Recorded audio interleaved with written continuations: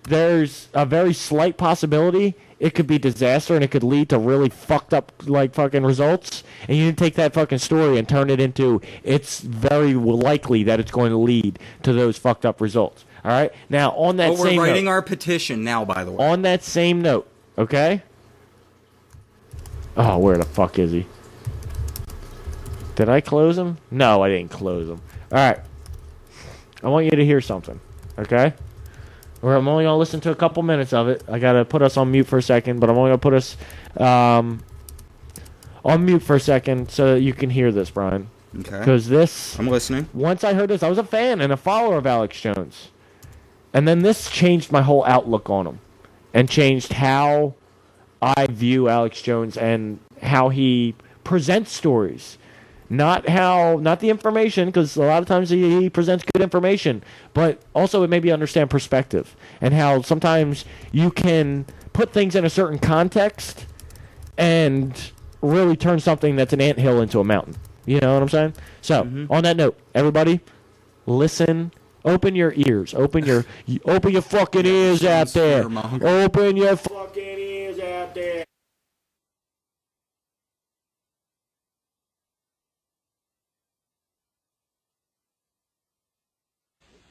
Cash machines are failing in Britain and now other European countries. They're finding large amounts of explosives in France. Vladimir Putin, who is known as Vladimir the Ruthless, and using all his profanity on national TV, you name it. We won't read the profanity here, but we've got it. This person is on an unbelievable power trip and resembles a demon. He is a creature of the IMF and the World Bank and international communism. He is a former KGB head. And this information is vital, ladies and gentlemen. We are seeing the New World Order really come out in full force. More wars than have been in the last 50 years are going on right now. The war in Chechnya is raging in Grozny with, well, reports of hundreds to thousands dying. 20 to 40,000 civilians trapped in the city. Russian Hinds are being shot down. Tanks are being blown to bits. Massive Grad unguided rocket attacks are being launched on the city indiscriminately right now. Air and artillery bombardments as well. It's absolutely out of control. It is pandemic, ladies and gentlemen. I'll give you the news first on Y2K. The newest developments. A Pennsylvania nuclear plant has been shut down. One of the main systems transferring the power from it failed, but they say it's not a Y2K problem. And the things I'm experiencing here in Austin, Texas, the shelves are empty of water and some gas stations are running out of fuel. Here in Central Texas and in Minneapolis, Minnesota, the shortwave is basically down, ladies and gentlemen. Went off right as I went on the air. The big news on Y2K. Then we'll start going to your calls. All right, let's go ahead and get to this article. Associated Press. This came out at 7:22 a.m. Eastern Standard Time. Today, December 31st, 1999. Pennsylvania nuclear plant shut down. One of the two nuclear reactors at Pico Energy Co.'s Limerick Generating Station has shut down this morning after a piece of equipment failed. Company spokesman Neil McDermott said the problem was not Y2K related. It was declared an unusual event, the least serious emergency classification of a nuclear power plant. They got to have a serious emergency to shut down a plant, ladies and gentlemen. You power one down, you're not going to power it up for at least days. It was declared an unusual event. At 2:55 a.m., shutdown occurred when an insulator on the main generator transformer from Limerick 2 failed. We had reports yesterday of this. Off the record, I would not report it, but I had it from a good source that this plant was having problem along with 4 other plants. I may just go ahead and report it here. Never see this in Austin, Texas. Right here in South Austin, I've seen several stations. We don't know if this is just a Y2K that was here. Just bizarre behavior. Americans standing up as Russia threatens to attack us with nuclear weapons, as nuclear power plants, at least one, are being shut down, as the military runs around with the police and the FBI saying terrorism is imminent. Absolutely out of control. Just maintain your readiness, be calm, defend your family, defend your country. But they have activated a powerful Cold War radar system in the North Pole region. That is something that is grounding out shortwave. The entire 9400 band, all throughout the 9.4000 up to 9.000 Yeah, I mean, the military traffic is everywhere right now, ladies and gentlemen. Scrambled. We've got superpower radar systems, nuclear systems up, and perhaps our military is refusing. Fresno, where our servers are located, is in the middle of a blackout, ladies and gentlemen. We're off the internet. This is just absolutely out of control. That's why the commercial stations are so important. Paul, more information coming at you on the other side as Y2K develops.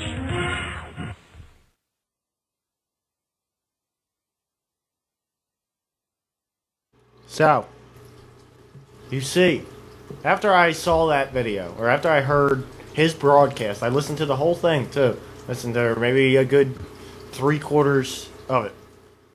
Alex Jones's Y2K broadcast. I came to realize something about Alex Jones. I'm not going to go as far as saying he's a fearmonger, okay? But I will go as far as saying that when there is a possibility that shit can hit the fan, he is the first person on a megaphone, not literally, figuratively. He's the first person on a megaphone. I'm not saying he's the first person to break this story. I'm just saying he's the first person on a megaphone to say, this is bad news, Bears. Be scared. Yeah. Get fucking scared. Shit, and then start rattling off all of the reasons that support why you should be scared. And I do not think that is the right way to handle any topic, even if it is something serious and is something we need to be scared about. But when you do that, and you do that on multiple occasions, and it turns out to be nothing, the boy who cried wolf. He's the host who cried wolf. But he can keep going back. He predicted 9/11 before. But he didn't, and he's been called out on it. But since he's so popular, he can just ignore all that. But he was the second one to say it. But let's face it, more people. He might not even have been the second one to say it. It's sad to say, but more people know who Alex Jones is than Bill Cooper, and that's sad to say, that's very sad, dude. That's very sad. I don't know, man. I don't want to attack Alex Jones. In all reality, Alex Jones has done a lot of good things. And hey, we've talked about his documentaries. His documentaries are the best documentaries for politics out there. I show some of the best. I don't want to say they are the best, but some of the best. When I try to explain what false flag terrorism is to someone and they don't get it, I always go back to Terror Storm and make them watch that. That's another one where... And that would be a good idea. I don't know how many people would be supportive of it. And, it would be hard to do. Maybe even you make it a college where kids can come for that. A college, basically, that focuses on all of that. All of the stuff that we touch on. You know what I'm saying? A college that focuses on real issues and telling and giving the truth and up-to-date information, and you know what I'm saying? And not bullshit classes, you know what I'm saying? It's like, you don't go to this college to get yourself a job. You go to this college to get a firm grasp and understanding on how the world really works, Did you hear me? Or at least that's what you're supposed to do. No, I'm talking about my college. I'm talking about my college that I want to start is a college for alternative information and esoteric information. Well, how expensive will this college be? If you wanted housing, we would just make you pay for your housing, which would be about I think $400 or $500 a month for your housing, and then whatever, it would be minimal cost. We wouldn't be charging to make a profit. Whereas probably an average semester. Whereas that average semester at a regular school might cost you $30,000 or $20,000 or something like that, or maybe let's just even say $10,000 or $15,000. You get a good school or a good deal at a school, right? At our school, a semester might cost you $4,000 or $3,000. You know what I'm saying? It's going to be a lot cheaper. Overall cost might be $10,000, $15,000 or $20,000, maybe not $20,000, but $15,000 or something at the most. But you're still going to get. One, you'll have housing. If you're not going to get housing, then it would probably be under $2,000 or $3,000 for a whole semester, or for the whole thing. So, I don't know, dude. Or $2,000 or $3,000, for the whole course, not just the semester. Semester would probably only cost you $500-$600, So, I don't know, Brian. I don't know. That's an idea. I'm full of these things, and I call them ideas. I would go there. Well, that's also is the other aspect about it, is the social aspect of it, is bringing together like-minded people. It doesn't even have to be young people. It doesn't have to be kids who just graduated high school. Bringing together like-minded people who are interested in sharing information, knowledge, ideas, creativity, and working to solve some of the problems that are obviously out there. Some of the problems that they become aware of and become much more aware of at our college. You know what I'm saying? The Tesla School of Knowledge. TSK, Tesla School of Knowledge. I'd like to request to be a history professor at this I think about putting these... Here's my question for you, Brian, and I think about this. I've thought about this for a week or two now.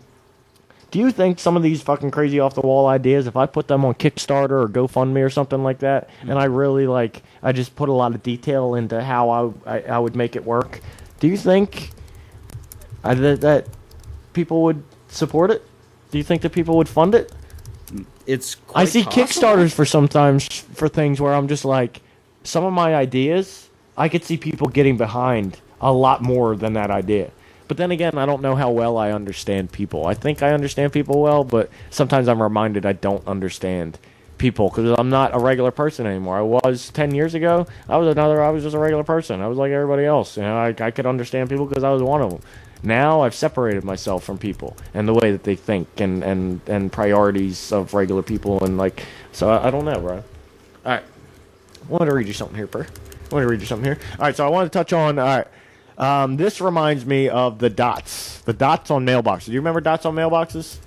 Dots on mailboxes? Yes, I do. Yeah, I never knew what they were for though. The dots on mailboxes were basically through the use of anything from cable ties, chalk marks, color stickers to ribbons placed on curbs, sidewalks, mailboxes, lampposts, or trees by groups intent on targeting the residents for nefarious purposes, anyone from burglars to dog thieves to government agents who will be returning later to implement their plans of stealing from or otherwise harming the people who live in those homes. In nearly every case, such rumors prove to be false. The markings in question typically turn out to be innocuous indicators left behind by legitimate groups working in the area, such as road crews, utility companies, or surveyors. And the rumors are started by suspicious residents unfamiliar with the purpose of the markings who immediately leap to the unfounded conclusion that they must have some connection to recent but purely coincidental criminal activity in the neighborhood. Okay? So, red dot thing was... there's different colors on your, what do you call it? You have a different color, everybody's got a different dot on their mailbox. You don't have one yet, you'll be getting one, right? This was a couple years ago when I first woke up. I was like, what the fuck is this?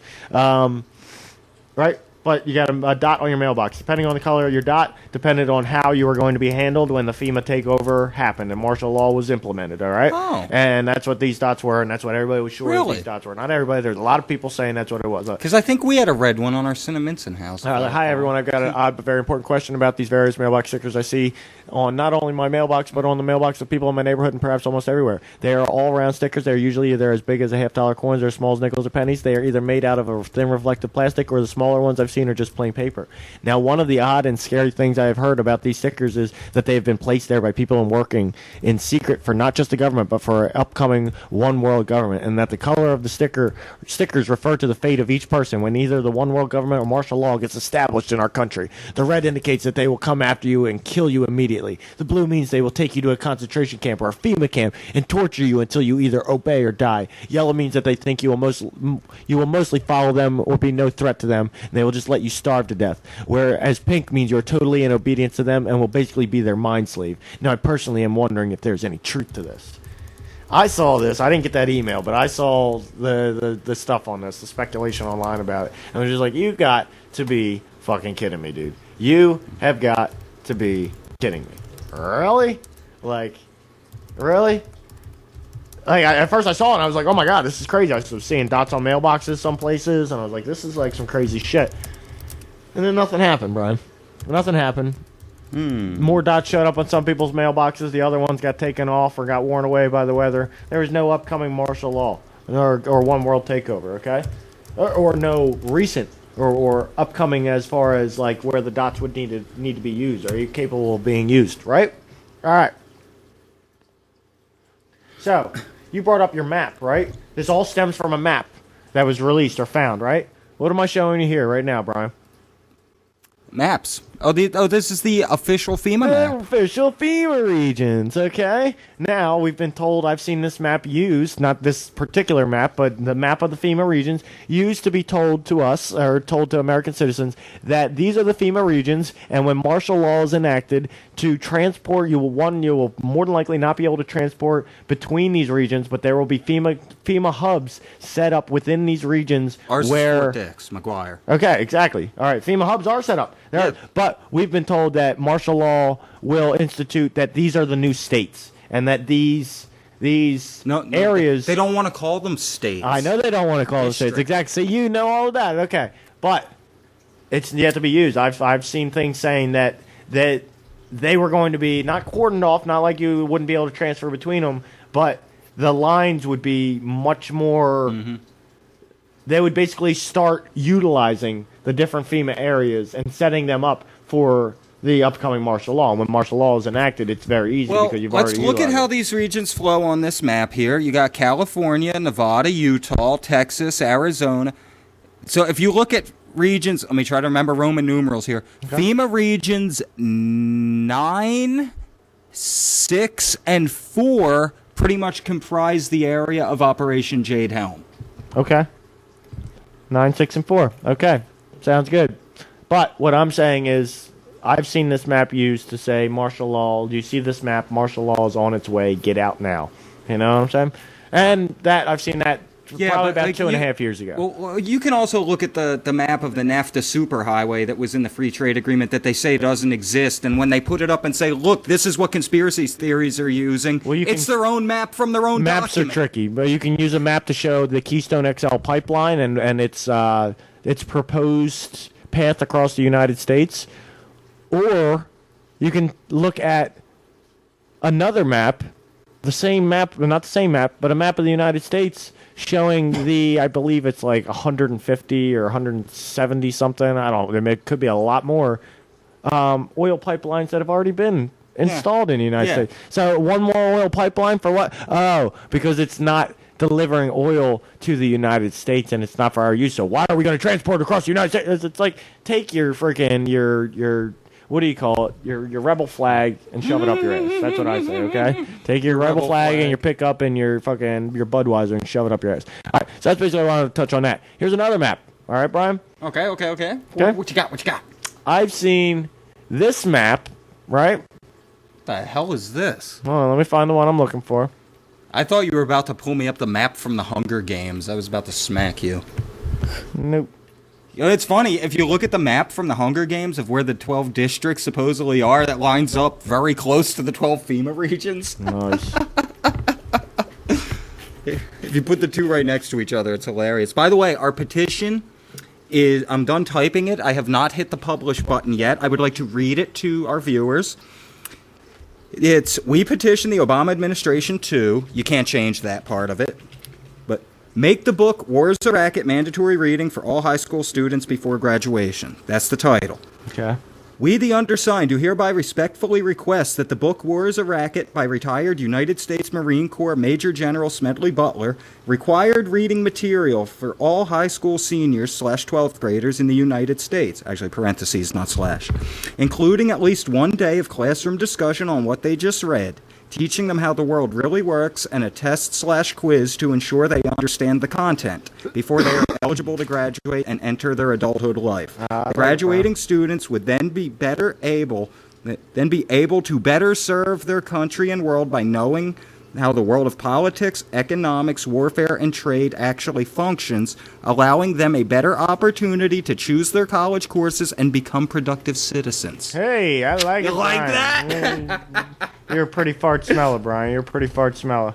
Here we go. That's the closest one I could find. Hey, there's some pretty good ones, though. Okay. Oh, what you got? That's pretty close to what I was looking for. All right, see this map here, Brian? It's not the full United States. If this the is a map, ice caps melt. If the ice caps melt, okay, right?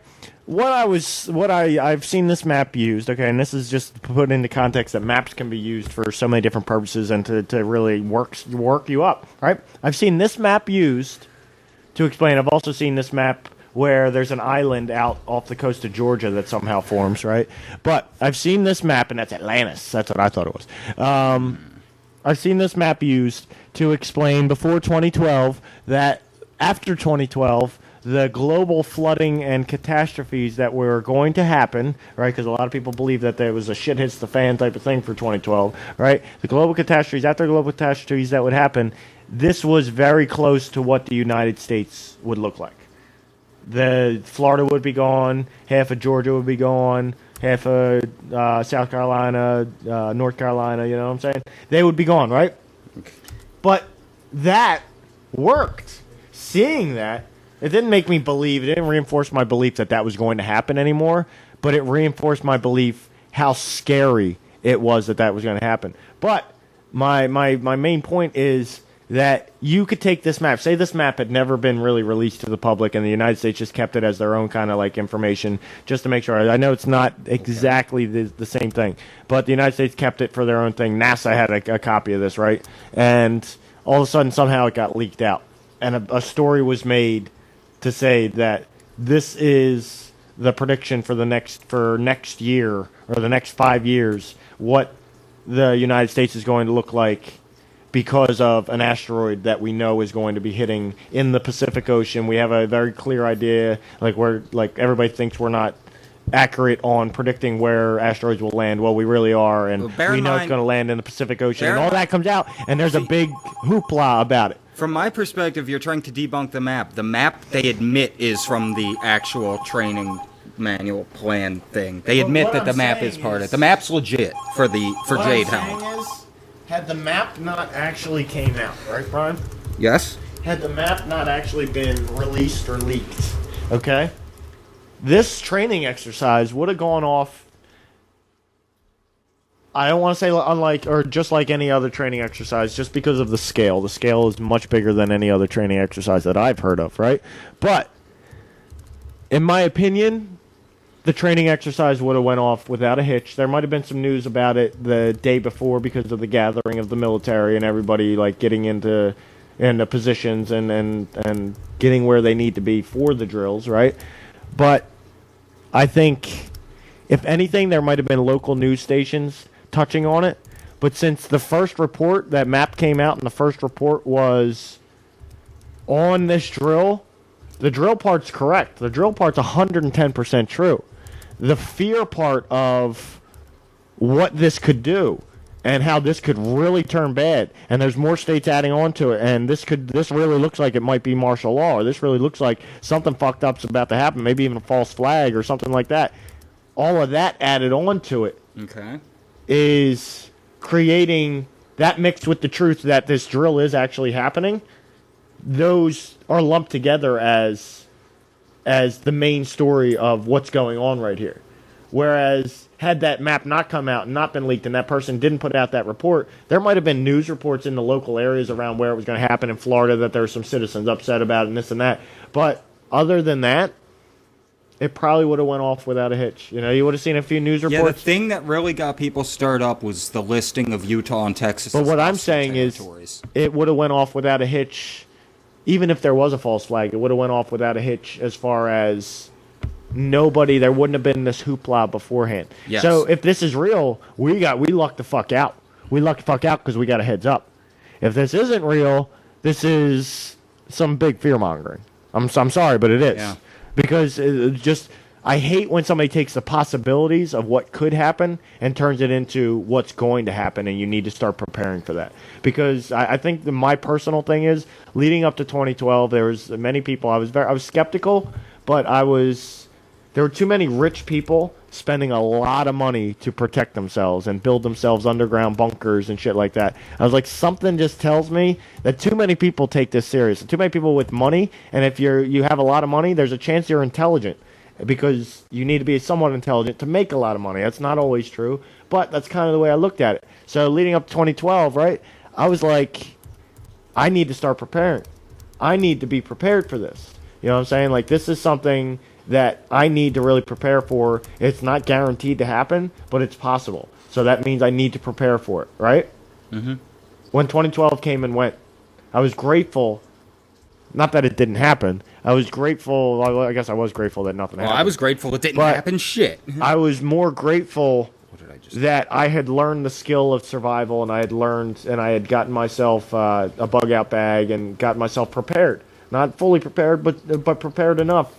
If I needed to, I was taken care of. But I was also pissed off because I spent months preparing, dude. You could say a lot of people spent years, and months is nothing. Some people built bunkers, spent thousands of dollars. Millions of dollars. But I was more pissed off because I found this information, found a bunch of people saying, get prepared, get ready. You don't want to be not prepared for this, right? Or this shit's coming. It's not like, oh, maybe it's not coming. This shit's coming. Like, I hate to say get prepared again, but like this shit's coming, get prepared. Yeah. So ever since that came and went and nothing happened and I prepared for nothing, it's like dressing up for your birthday party and that's at your house. You've sent out all the invitations. You know people received the invitation. Some people RSVP'd and nobody shows up for your own fucking birthday party. That's what it felt like. You know what I'm saying? I prepared. I spent all these months worrying and preparing and studying and trying to get myself on top of shit to be prepared for shit hits the fan on December 21st, 2012. Just in case, I wasn't sure it was going to happen, but just in case, because it was a possibility, and there were other people that were sure it was going to happen, I wanted to be prepared just in case, and it never happened. And I got pissed off. So now whenever I see somebody saying, get prepared, fucked up shit, martial law is coming, you know what I'm saying? I'm like, I'm very skeptical. You know, I'm not saying, I'll never say, oh, those people are completely wrong. They have no basis in fact, blah, blah, blah. I want to look into it. I definitely am interested in looking into it because if I really do need to be prepared or be getting prepared, I don't want to be foolish and just be like, oh, that boy who cried wolf, I've been down that road before, and then all of a sudden some shit happens. I'm like, fuck, I could have prepared. I had a heads up, you know? But, I don't know, Brian. You know what I'm saying? I don't like it. It's not fear-mongering to me. It's more it's too easy when you put out information like that and it's fantastical, or you're saying you're taking a possibility of what could happen and pushing that as what's going to happen, or that's a very strong chance that that's going to happen.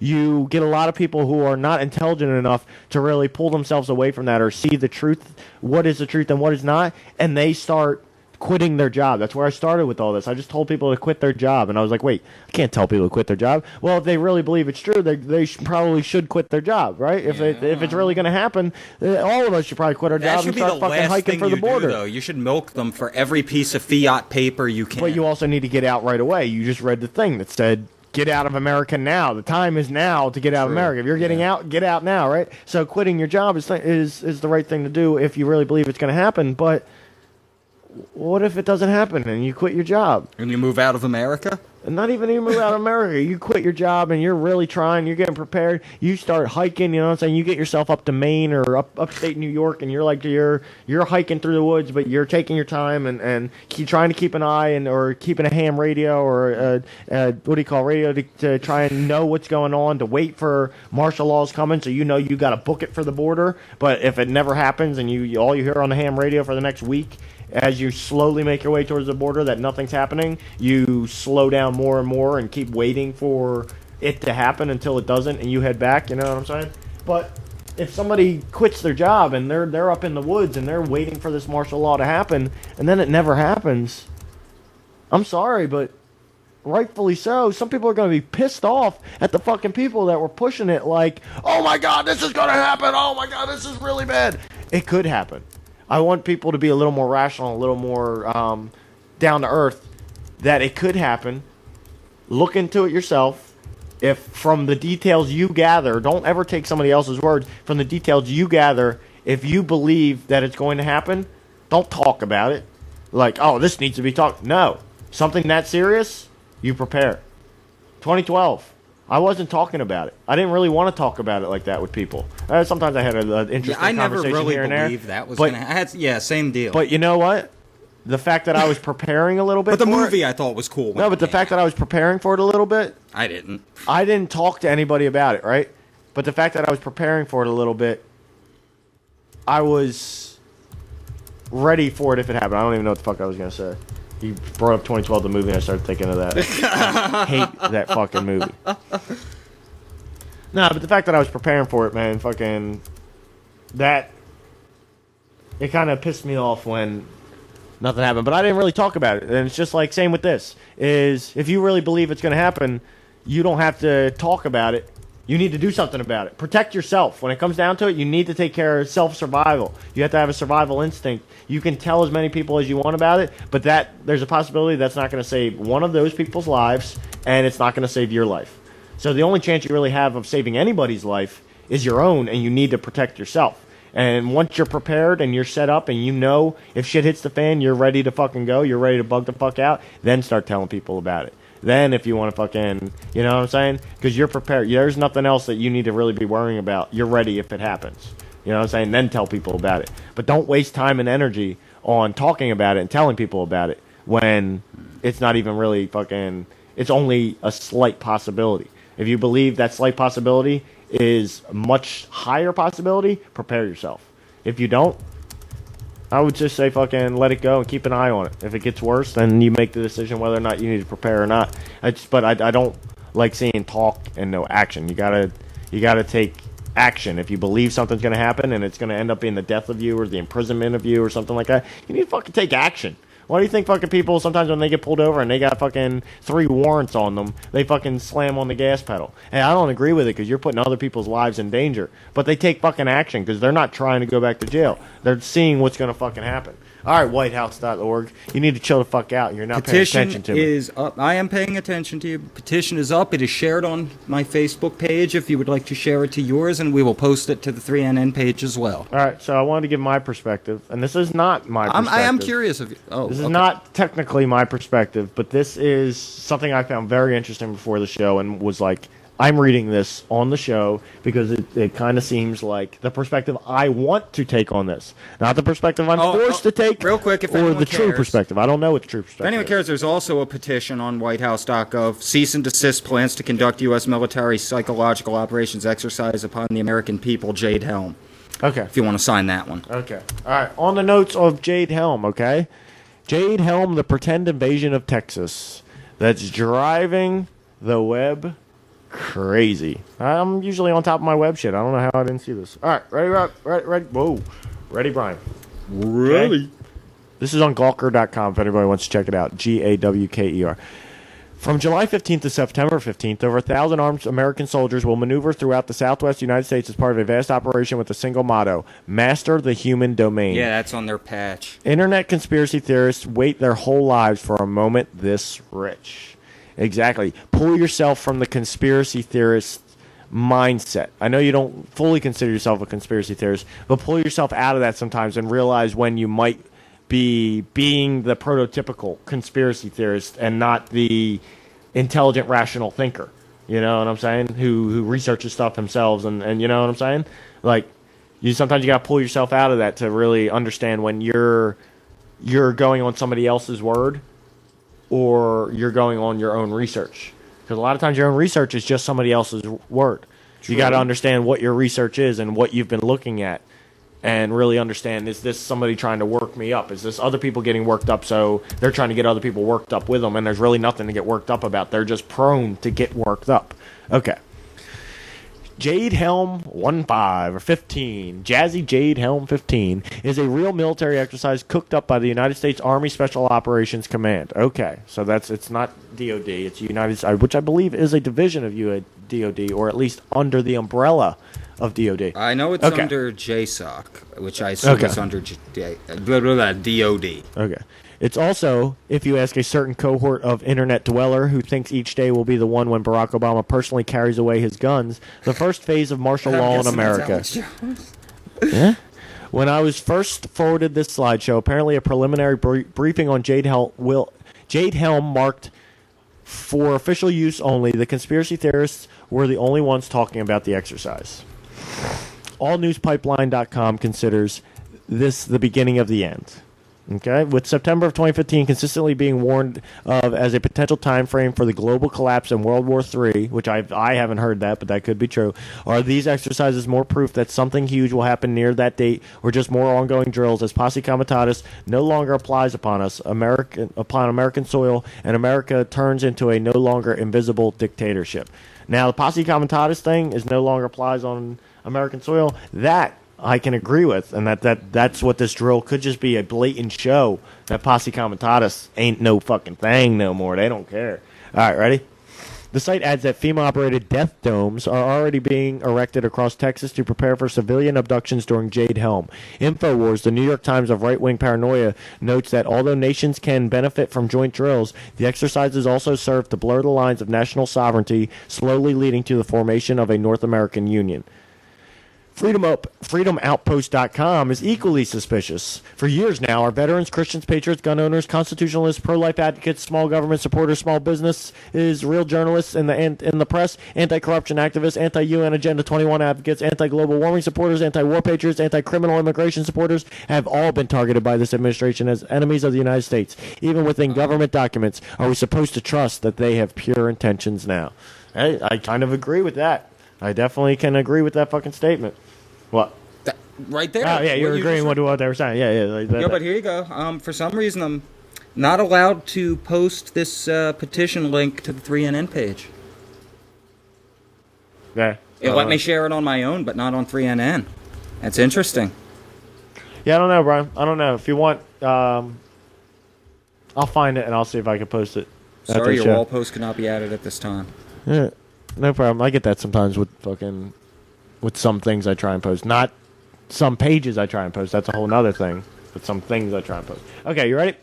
Realizing that ignoring the paranoid will do nothing to quiet them, Army spokespeople are trying to ease everyone's nerve with some brilliant boilerplate from ArmyTimes.com. The Army says Jade Helm is a real exercise and will take place in the Southwest as the slides indicate. But USASOC spokesman Lieutenant Colonel Mark Lestoria said that's the extent of the report's accuracy. That would be United States of America Special Operations Command. Thank you. Well, I already read that. Yeah. It's a training exercise, just a regular training exercise, Lestoria said of Jade Helm, which USASOC documentation refers as a training exercise in at least one previous year as well. It's funny how even an extremely mundane denial sounds ominous coming from the Pentagon. Lestoria also spoke to Stars and Stripes. This exercise is routine training to maintain a high level of readiness for Army Special Operations Forces because they must be ready to support potential missions anywhere in the world on a moment's notice. But you don't need to believe in FEMA death domes or an Islamo-fascist White House to find Jade Helm a little bit unsettling, even if it's just a routine exercise meant to simulate a future Middle Eastern war zone inside America. One particular slide, which divides up the Southwest into hostile or insurgent pockets, has been the epicenter of message board frothing. Yes, but there it is, the map. It's a you'll notice simulation of Middle East. Yeah, these two are hostile, but you'll also notice Brown, New Mexico, is uncertain, leaning toward hostile. Yeah, that makes sense. And yes, of course, that can be applied to the United States, and the fact that they're doing it in the United States. But where else are they going to have land to do that? To do on something that scale? I also think of World War III. While I'm reading this or looking at this map, I think of not World War III, but Russia. If we end up actually in an official war, one of us declares war on each other. Let's just say somebody from Russia comes here and bombs one of our places, and it only kills 30 people. Only kills 30 people, but it's a Russian citizen, and there's speculation that he was a Russian spy. And that turns into declaration of war because it's found out that he definitely was a spy. Russia's denying it was a spy. We're saying it was a spy. One of us declares war on the other because this is just bullshit, right? If that's coming up, and that's a possibility of coming up in the next year or two, this kind of a training drill or this kind of a preparation drill is necessary. I'm sorry, but that kind of a preparation drill is necessary for the military if World War III is getting ready to begin. We haven't had ground combat. No. We haven't had ground combat on that kind of a scale since World War II. Now, real quick, they say you train for the terrain you're going to be in. Now, yes, that's a wide variety of terrain there. Have you ever looked at Russia's terrain and Ukraine's terrain and all that? And also the Middle East, New Mexico, Arizona? Now, here's what disturbs me about it. Afghanistan's Last year, it came out that, where was it? Fort A.P. Hill in Virginia, the home of the Asymmetric Warfare Command Control Center, has a mock U.S. city set up there that they tried to say, oh, no, that's overseas. Look, it has a mosque. The picture was all over the internet. It had the big mosque in the middle of town. Okay. But it was all the street signs are in English. Everything's in English. Everything, it's small town America. You got your soccer field, your Christian church, your your mom's what bakery, I can see Main that being, Street, First what Street. I can see that being, because I see where you're going. Your first instinct or your I'm first thinking thought. they created this mock U.S. city, did all the training they could there. Now we need to expand. Now we need. Let's see what it's like. I think that mock U.S. city. There's two things. One, it's a mock U.S. city that will eventually be turned into an actual city, but that's inside. It was inside a military installation. Yeah, deep in the woods, deep inside Fort A.P. Hill. Okay, see. Okay, now you can continue to build on that as you ship more and more Islamic radicals, American Islamic radicals there, but they got their mosque. They're treated well. They're given a town. You know what I'm saying? They may be within a base, and there's a quarter mile in each direction. There's a giant fence that they're not able to get out. There is. They're not released. The gate going into this place is like Jurassic Park. Oh, okay. You're coming yeah. up. Even better. Even better. Dirt road exactly. going through the woods. Even better. This big friggin' Even better. gate. Even better. Asymmetric warfare. Or Or they're worried about towns. The mosque really stands out in my head because, and you got to think about the way military and the military-industrial complex has looked put it right at out there. You can see Islam, the mosque. you know, you and can see how, like the steeple at the top of the mosque from the road, just so they can say, "Oh no, this is for overseas." All the street signs, everything's in English. What another thing that you can think about is that there are towns. It's not like there's a whole lot of them, but there are some towns in the United States that are almost predominantly Islam, almost predominantly Muslim.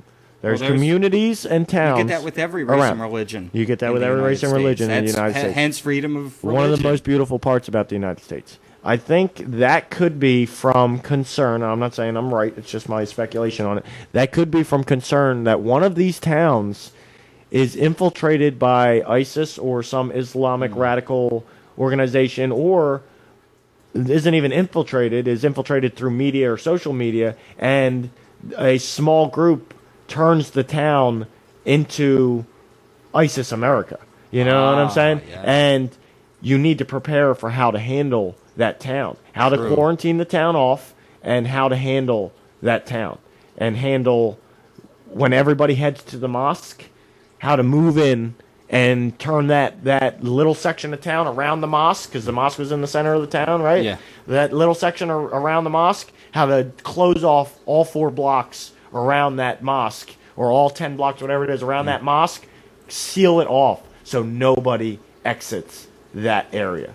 And then once you have that sealed off, you build the fence. You build your Jurassic Park fence because it's sealed off and nobody's exiting that area. Once the fence is up, everybody can head on out. But you need to prepare for how you're going to do that. You can't just say, okay, well, if this were to ever happen, we're going to drive up and we're going to seal off all the... No, you can't have that. There needs to be protection. There needs to be training. If it's ISIS in America, they could have suicide bombers that come running at the fucking military. You need to prepare for that. You need to train for that. Like, think about those types of things. And also, like, the military just wants to fucking spend money.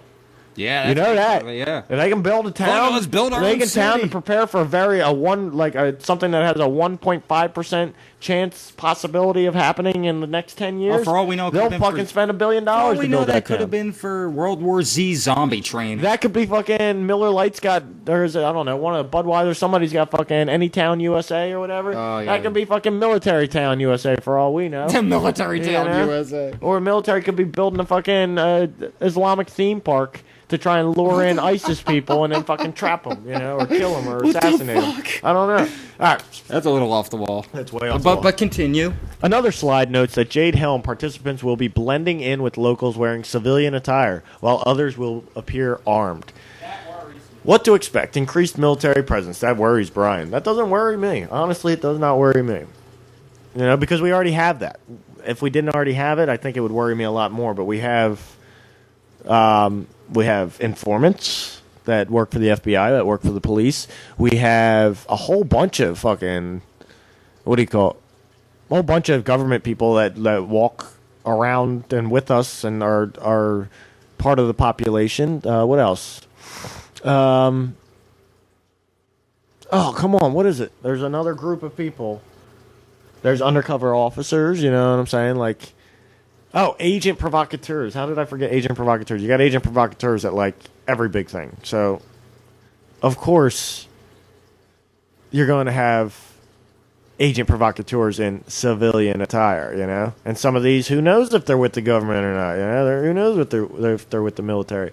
But that's to be expected. All right, increased military presence, increased aircraft in the area at night. Nothing that's going to freak me out. It may receive noise complaints. Okay.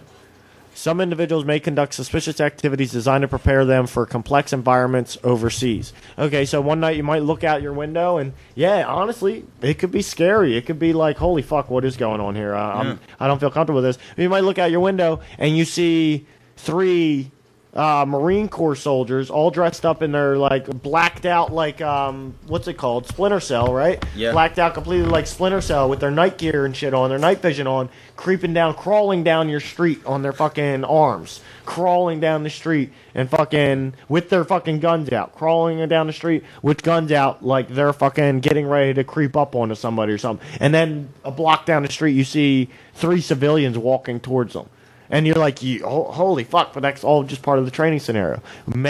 Some individuals may conduct suspicious activities designed to prepare them for complex environments. So there could be shit that you see as suspicious. That's just a part of it. But what's worrisome about that is when you think about flag. We'll think about 9/11. We'll think about 9/11 and the suspicious activities before. Well, the suspicious activities that were seen around the World Trade Center weeks before and months before. And then they had a drill of the same thing. So then now they're just like, hey, there's going to be some suspicious activity. Then it came out the Boston bombing. They happened to be having a drill of that happening. I'm not ready to just jump that it's jumped to. What was it, Oklahoma City? They happen to have a drill of that happening. Okay, local law enforcement officers are fully aware of the exercise. That, I believe, if there was martial law that was going to be enacted, local law enforcement, if it was going to be enacted across this many states, local law enforcement officers would not be notified. I think they would have to be notified. You would have to involve. No, you have oath keepers. You have oath keepers. Like, you can't do that. You'd have to deal with the oath keepers. You'd have a very limited amount of time. You have oath keepers in military too. You have some oath keepers in special operations. You do. They can't all be, Yeah, true. The Navy SEALs were forced to sign documents saying we will. What you have to understand is police go home to their wives at night. Police go. So do soldiers. Not every soldier goes home to their wife at night. This is true, but a lot of soldiers are required, and if you go home to your wife at night, there's a lot of soldiers, especially active duty, who, if you're not overseas or you're not deployed or anything like that, you're living on a fucking base, dude. True. And I'm not saying that base, your house on the base has got cameras in it or anything like that, but you're under their watch. I'm sorry, but you're under their watch. Oh, yeah. You're accessing the internet from their shit, even if you pay for that internet, it has nothing to do with them. They're watching what you're transmitting on that fucking internet because you're on their fucking base, and they need to make sure you're not planning some shit while on their fucking base. Who cares if you're a fucking soldier? Soldiers have fucking defected before and done some fucked up shit. Benedict Arnold. All right, local footprint will be 60 to 65 personnel. I would think if you're going to instill martial law for any local municipality, even the smallest of them, 60 to 65 personnel is not nearly enough. I would think you'd need at least 200 to 300 personnel for any town to truly instill martial law in a full lockdown scenario. Full lockdown scenario. All right. This sounds like if you just wanted to surround a town. But also that if that doesn't count local law enforcement officers for certain places. They have a lot of officers. There's certain places that have 20 or 30 officers, so that could bump it up to almost 100 officers. But some other places only have like 5 officers, so I don't know. All right, personnel may be carrying weapons with blank ammo. That's what you saw in Fort Lauderdale. It's scary. But how did Heath Ledger die? He was filming a movie scene as the Joker. No, not Heath Ledger. You're fucking hilarious. The Crow, Brian Lee. I'm really fucked up right now. Brian Lee. That's how Brian Lee died. It was a blank. He was filming the fight scene on the table. If you know the story behind that, that's not. And I don't want to say it's not relevant. I'm just proving a point that just because you say you have blanks, there could be a live round that somehow could not even on. Well, in the military, no. In the military, no. If you're a military soldier, there is no. If you're firing blanks, you're firing blanks. There's no, well, somehow a live round got in there. It's like the military is regiment when it comes to your weapon. True. Regiment to the nines. Unless, say someone with someone on the inside push that through. Somebody on the inside. And the soldier carrying the weapon thinks he's carrying blanks. Exactly. First couple bullets are blanks, and then a live one shoots somebody through the face. They have a couple unstable soldiers that they already have ready fucking for this exercise. That bunch of guys on SSR. They're already prepping for this, exactly. And they can just give them live ammo, and those motherfuckers will go nuts. All right, some participants will be wearing civilian attire and driving civilian vehicles. Agent provocateurs, we already know about them. They're out there. We've covered them. This is just admitted agent provocateurs. Yeah. So at least they're telling us ahead of time. Hey, there will be agent provocateurs here. Ahead of time. The only thing about that is it gives you more time to think who's a government agent and who's regular civilian. Well, I don't recognize this guy from around town. He's probably government. Yep. All right, and this insignia with this is back to what Gawker was saying, and this insignia with that perfect blend of Microsoft 98 aesthetics and creeping fascism copy isn't helping anything. Yeah, that's their logo, Master of the Human Domain, with the 2 crossed arrows and the Valkyrie sword. That's hilarious. Questions, concerns. You can read the USA SOC slideshow below if you'd like to start preparing now. Okay. Oh, this is their slideshow. Okay. Oh. This is the, what do you call it? USA Unclassified. What is realistic military training? Realistic military training is conducted outside of federally owned property. The RMT process is designed to ensure proper coordination between DoD representatives and local and regional authorities. So it's designed to violate posse comitatus. The process includes the following measures: risk assessment, medical, and communications plans. Ooh.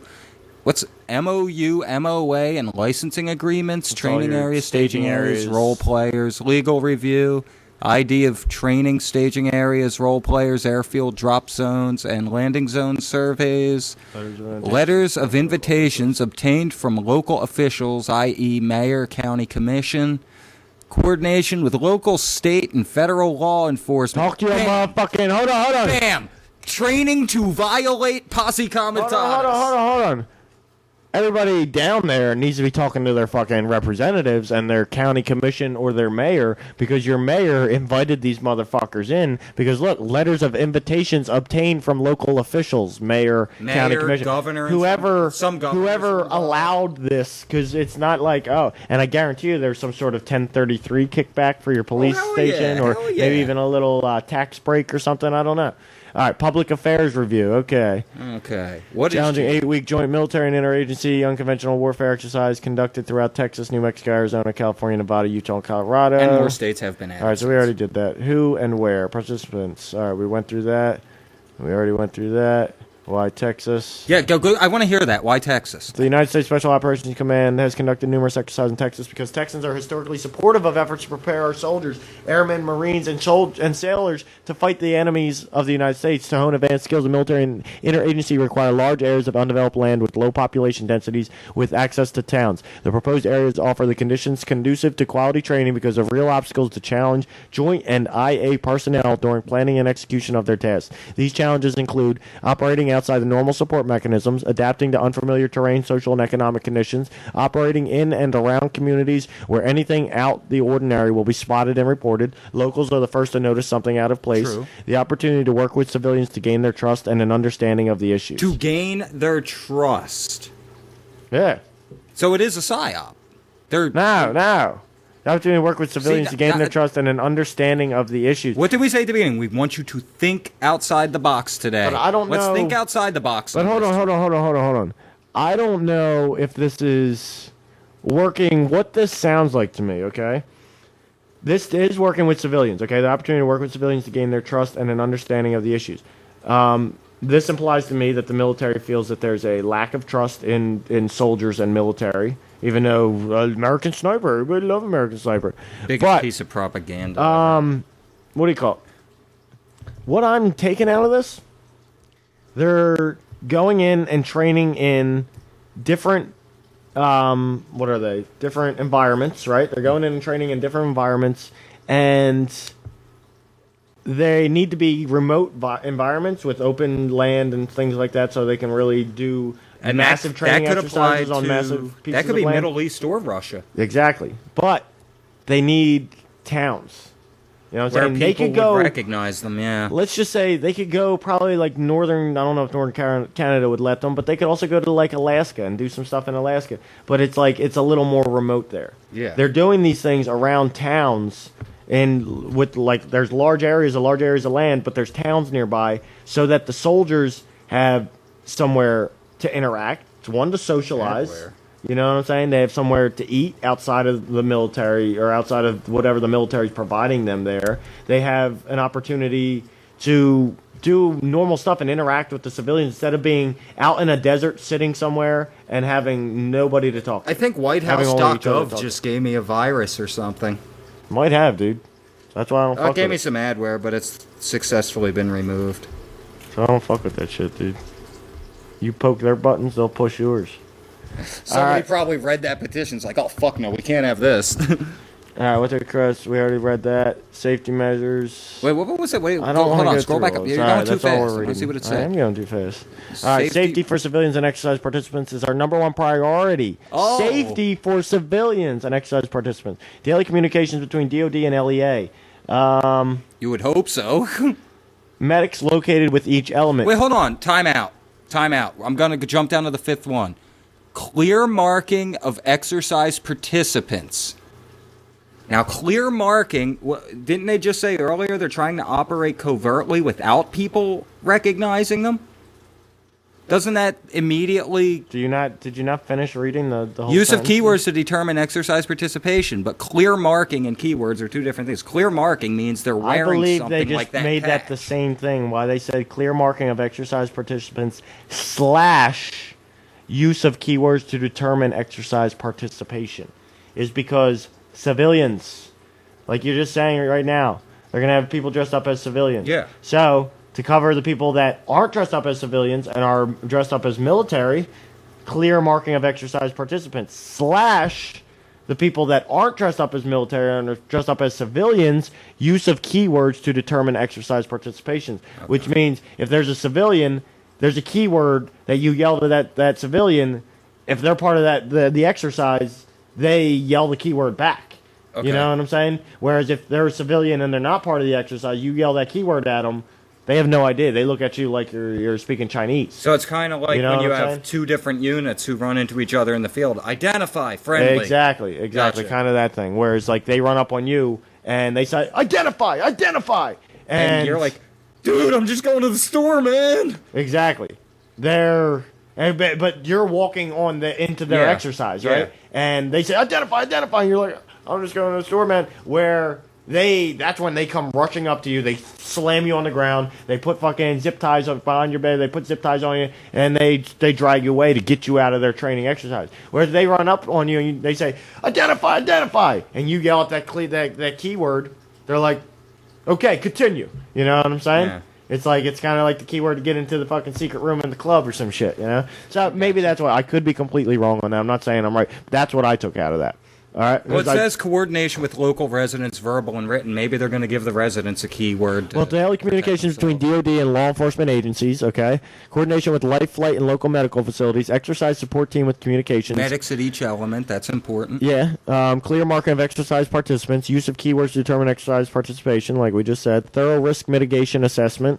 Coordination with local residents, verbal and written, okay? Now, that tells me right there that coordination, I could be taken as you're coordinating with the people that you know will support you, that are like military families and this and that, you know what I'm saying? Or that they're making sure that residents aren't terrified by this. And if this is near your house, like, you need to know that this is near your house, that this is going to be happening like a quarter mile from your property. There's going to be explosions and what sounds like gunshots going off, and it's going to be okay. Verbal and written. You write these people, all the people within a quarter mile area of where you're doing this one thing, that there's something going on. Or the day before or 2 days before, as people are walking the streets in that town, you have people standing on the corners verbally telling people, like, hey, just so everybody knows, we're doing testing tomorrow out on the range out there, a quarter mile away. You're going to hear gunshots. You might even hear screaming. You might hear what sounds like a war zone. That is us doing a training drill. Nothing to be alarmed about. You know what I'm saying? It's like that. verbal, written, that could be them actually trying to do the right thing instead of just coming in where we've seen them do this before. They've done St. training Louis, exercises, smaller. Yeah. Well, we've seen smaller exercises where they come in and there's no announcement to the public. No, people no in St. Louis and people in Florida get woke up in the middle of the night by machine gun fire and black helicopters. Like, what the hell is this? You see it all. I remember when the Florida thing happened, you saw it immediately on the internet. Oh my God, we're being invaded! I hear gunshots and helicopters! And it was a drill, an unannounced drill. All right, and lastly, fire conditions reviewed prior to each scenario. Fire extinguisher and other equipment located at each site. Public Affairs Office will make public announcement regarding exercise. That's kind of important too. Yeah. That's kind of important, but also and I'm not saying I've come to the dark side and I believe this is some fucked up shit's gonna happen. But Public Affairs Office reminds me of not propaganda office, the Ministry of Propaganda. When all of a sudden shit hits the fan and they have to lock up a whole bunch of people. What are we gonna do? No, they actually have to lock up a whole bunch of people. Who's going to be addressing the families that gather for the people that have been locked up for what they feel like is no good reason? Public Affairs Office. It's already been stated in our mission, in our mission statement. See, here. what I think of is both FEMA and the Rand Corporation both have classified plans for continuity of government. Mm-hmm. And I'm wondering if that could be part of what they're practicing as, like I say, go with the false flag theory, the potential martial law rollout. Could, man. Could. Like I said, we're showing all sides of this, all possibilities. We're not narrowing it down to this is what it is. We're not that show. We're giving you everything. And see, now here's Fox News, San Antonio. I know, Fox News, screw you, faux news, you suck. Anyway, Fox News, sometimes some local Fox News stations can cover a story, not accurately, but can cover it with some sort of decency. Something close. Because nobody else is covering it, you know what I'm saying? But, that's the only reason you choose to read their story. All right, but Fox News San Antonio, it's foxsantonio.com. Operation Jade Helm to train elite forces, okay? Jade Helm is a 2-month-long exercise with a combination of elite military forces designed to offer realistic military training. As Adam Rakusin reports, despite any fears of militarization, officials feel there's no need to worry. The small and picturesque streets of Bastrop, Texas, offer an inviting scene to locals and welcome getaway for people trying to escape big city life. But in a few months, there will be another group moving into the area, members of the United States military. In all reality, dude, if shit hits the fan, this could be scary. If it doesn't, I don't see anything wrong. On top of that, this is a positive thing. See, here's the thing. This is the military getting to the soldiers getting to interact with the people they believe that they're protecting. You know what I'm saying? And it can kind of bring them together. And it exposes soldiers to people like me and you.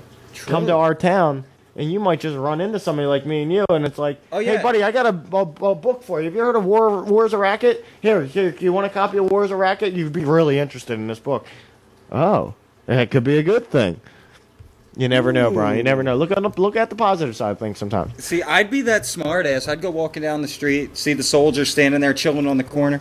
Hey guys, what you're doing? Aren't you training to violate posse comitatus?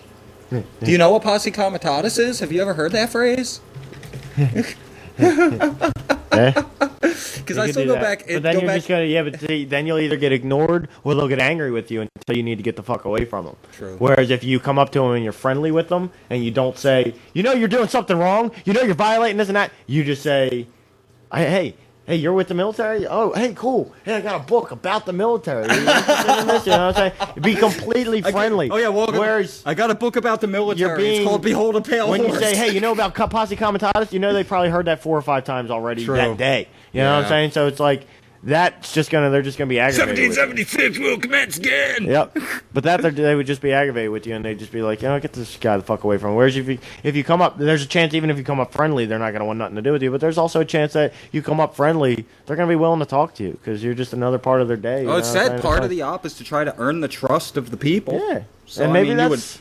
I don't think you would earn their trust if they come up to talk to you and you're an asshole. All right, we're here at fucking almost 2 hours, Brian. Can you believe we hit 2 hours on 3NN because we're just always fucking hitting 2 hours on 3NN. It's supposed to be a 1 hour show, but it's always full of such good stuff. Oh, it's the good stuff. Oh, yeah, give me that good stuff. All right, so you know what, Brian? We need to wrap it up. We do. We need to wrap it up because I need to go grab myself a slice of pizza before I can't grab myself a slice of pizza anymore. I am starving. I have not eaten. I am starving as well. No, Brian, I have not eaten a crumb today. Neither have I. A crumb. I've drinking coffee. You and suck. Tea. That's it. You suck. I had a large coffee. We gotta talk about coffee on 3NM one day too. Yeah. And the effect of coffee. How about we do that? And maybe not next show, but coffee. Next show, I'd like to actually come back to net neutrality. Not the whole show, but just to come back to a little bit and a little update on where we're at with it. Coffee, sugar, drugs that people don't even realize are drugs. There's a couple other ones. Well, it's not there. coffee. It's caffeine that's in the coffee. Caffeine, yes. Sugar. There's a few other ones that we love to intake. Oh, yeah. man. Nicotine is a drug. Nicotine, Nicotine is the most powerful drug in the world. If you ate Sugar is the most powerful drug in the world. Nicotine is the most deadly drug in the world. No, nicotine is the most deadly drug in the world for this reason. If you took the amount of nicotine that is inside a pack of cigarettes, right, a full pack of cigarettes, and you concentrated that into a drop or into like a liquid form and drank that, there's like a 98% chance that will kill you. Whereas if you took all the sugar in fucking little kid's fucking Halloween bag afterward, you took all that sugar and you ate all that sugar at once, you are going to have the biggest fucking headache of your fucking life. You may explode your heart, but there's a lot of maze. There's not a guarantee that you are dead after that happens. True. You're just going to be like, I need more coffee. You're going to be cornholio. Yeah. That's what you're going to be, is fucking cornholio, okay? I'm going to TP for my bunghole. Cornholio. Exactly. Oh, you do that good. So maybe we can touch on that. Sorry we couldn't touch on drugs. We want to do, this is supposed to be our psychedelic drugs episodes. Maybe we'll do both of them on the same show. Psychedelics and the other drugs that people don't know are drugs. Just an overall drugs episode, you know? Hey, drugs. But not the kind of drugs you used to. Make the check out the drugs, yo. Hey, man, I'm into the hard stuff. I do caffeine and sugar. Yeah, well, those are drugs, and there's a lot of people That's who are the like, white I don't do drugs, man. That's the white shit and the brown shit. I don't do drugs, man. I don't do drugs. Stop that. I don't do drugs. They're drinking a coffee I'm with drinking a coffee, sugar and smoking exactly. a You're eating a candy Black and bar. Mild, Exactly. Smoking a cigarette. So, all right. Everybody have a great week. I think this has been one of the best shows we've had in a long time. We've been saying that a lot lately. Well, every show is the best show. Every day is a new day. All right. I will see y'all next week. Brian, when will you see y'all? Next week. All right, sounds good. Catch us on 3NN Thursdays, 8 o'clock, 9 o'clock, something like that. Thank you for joining us. You can catch us on 3 Minutes to Doom Wednesdays. 3 Minutes to Doom is our new show Wednesdays. Find me on Facebook. Hey, you can find me on Facebook. Just look for Nick Tesla. Find Brian on Facebook. Just look for Brian McFadden. Right? I have the petition. Yes, we have our petition up. You need to get it onto your page and 3NN. I will try and get it on the 3NN page. If I can't get it on the 3NN page, I will give people a link that they can reach it. It may not be like, it may not say that's the link where it goes to, but I will give you a link to click on and go to. But check us out, Facebook.com/3NN podcast. We got Skype now. Anybody's interested in becoming a guest or coming on as a guest, come on down. On that note, everybody have a great week, and we will see you on the flip side. Yes, son. What you know about that?